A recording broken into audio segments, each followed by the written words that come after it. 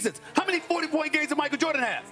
173. Every time LeBron does something, if Jordan wanted to, he would have done it. I didn't say if that. he's what you said he The GOAT debate continues to dominate basketball conversations, but once again, Stephen A. Smith brings cold, hard facts that make it harder than ever to argue against Michael Jordan's supremacy. On ESPN's First Take, the topic turned to 40-point games and longevity, and Stephen made it clear, LeBron James may be great, but he will never catch up to MJ. In this video, we break down the fiery exchange between Stephen A. and Shannon Sharpe and expose how LeBron's entire career has been a relentless chase that still hasn't closed the gap with Jordan. Stick around, because each section will dig into one quote and the legacy it reveals. Before we dive in, don't forget to hit that subscribe button, tap the bell icon, and smash the like button to stay up to date with every angle of the GOAT debate. Stephen A. opens strong by pointing out something no other legend has done. Michael Jordan, at 40 years old, dropped 40 points in a game. That alone should put him in a different stratosphere, but Stephen doesn't stop there. He contrasts this with LeBron's numbers, noting that LeBron has reached 40 points in a game 78 times throughout his 22-season career. That number is impressive on its own until you realize MJ did it 173 times, all while playing 7 fewer seasons than LeBron. This is not just about numbers, it's about dominance and efficiency. Jordan didn't need extended longevity to prove his greatness. He made an impact in less time with greater consistency. When Stephen presents this kind of context, it becomes nearly impossible to claim LeBron has caught Jordan. Every stat LeBron accumulates seems more like padding, while MJ's achievements feel surgical and intentional. That 40-point game at 40 wasn't just a moment, it was a message. Michael Jordan was the first 40-year-old to drop 40. That's number one. LeBron James is in his 22nd season. That was the 78th time in his career he has scored over 40. Stephen A. continues his case by hammering home the fact that Jordan accomplished his staggering 173 40-point games despite playing 7 fewer seasons than LeBron. Think about that for a second. The league has never seen anyone combine efficiency, explosiveness, and scoring aggression quite like Jordan. This statistic highlights something deeper than longevity. It reveals a mindset. Jordan entered the league to dominate, and he did so consistently without the need to build super teams or constantly shift franchises. This is what separates the legends from the immortals. LeBron has had the benefit of modern sports science, rest days, and three-point era spacing, yet he still cannot match MJ's production in fewer years. This comparison by Stephen A. is not just a stats battle. It's a brutal truth for those who keep putting LeBron on the same pedestal. The gap is not just wide, it's generational. Seasons. How many 40-point games did Michael Jordan have?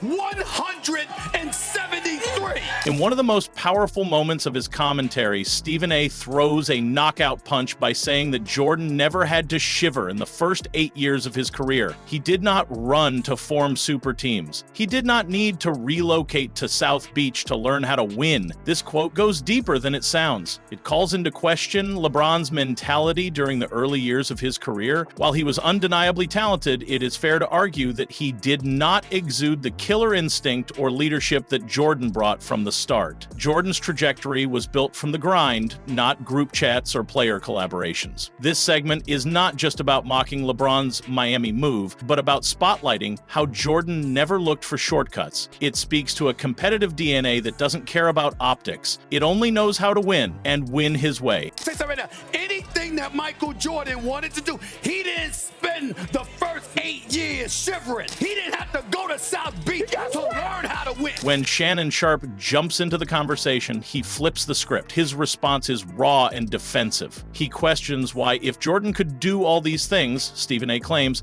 then why didn't he do them when the moment came? Why didn't Jordan put up those numbers or performances in every single moment? It is a fair challenge, but it also misses the core point that Stephen A. is making. Jordan didn't need to chase accolades to validate himself. He let his legacy speak through iconic moments, championships, and unmatched consistency. Shannon's frustration shows that even diehard LeBron supporters are aware of the shadow Jordan casts over him.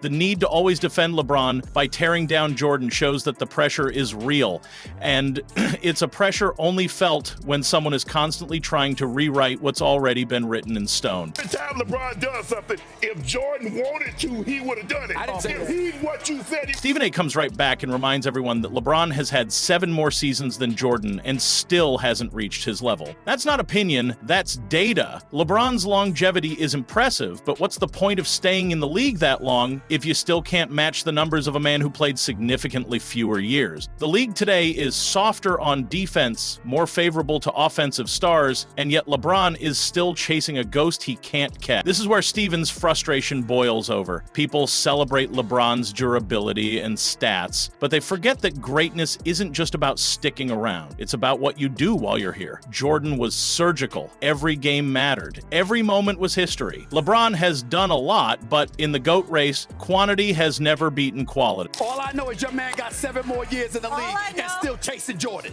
7 more years.